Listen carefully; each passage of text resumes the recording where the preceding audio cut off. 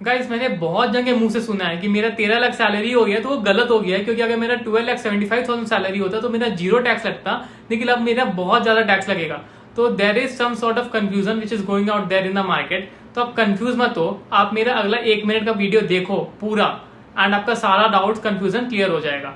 तो आइए स्टार्ट करें। टोटल 4 दोस्त है, एक शाहरुख है, एक सलमान है, एक अक्षय है, एक रणबीर कपूर है। ठीक है, शाहरुख का इनकम है 12,75,000, सलमान का है 13 लाख, अक्षय कुमार का 13.25 लाख और रणबीर कपूर का 13.5 लाख।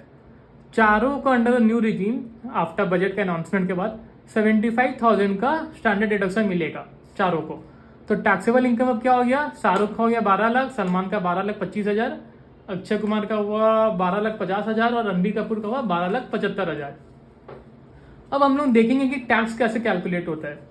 तो अभी अगर हम टैक्स का पूरा नहीं बनाया है चार्ट, हमको जितना जरूरत उतना ही बनाया है। तो 0 से 4 लाख में नील टैक्स होता है, 4 से 8 लाख में 5% टैक्स होता है, 8 से 12 लाख में 10% टैक्स होता है और 12 लाख से 16 लाख तक में 15% टैक्स होता है। तो शाहरुख का टैक्स कितना हुआ, 20,000 इधर हुआ 4 से 8 लाख में, और 8 से 12 लाख में 40,000 का टोटल टैक्स पेएबल हुआ 60,000 शाहरुख खान का। सलमान खान का कितना हुआ, 20,000 इधर हुआ, 40,000 इधर हुआ और 12 लाख से 16 लाख पे 15% टैक्स है। यहाँ पे 12 लाख से ऊपर कितना हो रहा है, 25,000। तो 25,000 में 15% 3,750 करके टैक्स होके सलमान खान का पूरा टैक्स आया 63,750।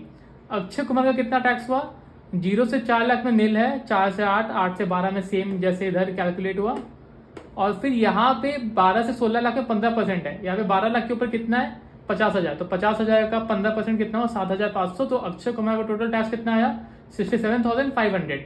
अब रणबीर कपूर का कितना टैक्स आएगा, 20,000, 40,000 सेम, 12 लाख से 16 लाख में 15% है, तो यहाँ पे 75,000 है। तो 75,000 पे 15%, 11,250 आया। तो टोटल टैक्स कितना है रणबीर कपूर का, 71,250। अब यहाँ पे क्या होगा, हम लोग सुन ही रहे हैं कि 12,75,000 पे जीरो टैक्स है। यहाँ पे क्या होगा, टैक्स पेएबल शाहरुख खान का आया 60,000, लेकिन उनको रिबेट मिल जाएगा, टैक्स रिलीफ मिल जाएगा 60,000 का, तो उनका नेट टैक्स पेएबल बनेगा 0। लेकिन जिसका भी इनकम 12,75,000 के ऊपर है उनको कोई रिबेट नहीं मिलेगा। तो यहाँ पे 0 0 0 रिबेट। तो यहाँ पे नेट टैक्स पेएबल कितना है सलमान खान का, 63,750, अक्षय कुमार का कितना है 67,500 और रणबीर कपूर का है 71,250। लेकिन आप देखेंगे यहाँ पे हम एक क्रॉस मार्क दिए हुए हैं अक्षय कुमार में और सलमान खान पे। अब क्यों दिए हुए हैं ये मैं आपको बताता हूँ। देखिए यहाँ पे आपका सलमान खान पे टैक्स आ रहा है 63,750 का। निखिल, आप एक बात सोचो, 12,75,000 पे जीरो टैक्स है और कोई इंसान 13 लाख कमाएगा तो इनकम कितना बढ़ा उसका, खाली 25,000। तो क्या वो टैक्स पूरा 63,750 देगा, यानी कमाई बढ़ रहा है 25,000 से, लेकिन उसको टैक्स लायबिलिटी होगा जो बढ़ेगा वो होगा 63,750 से। तो ये टेक्निकली पॉसिबल नहीं है, एंड इवन सरकार कोई पागल नहीं है कि वो ऐसे करेगा। तो इधर क्या होता है, कंसेप्ट होता है मार्जिनल रिलीफ का, जो कि यहाँ पे एप्लीकेबल होगा।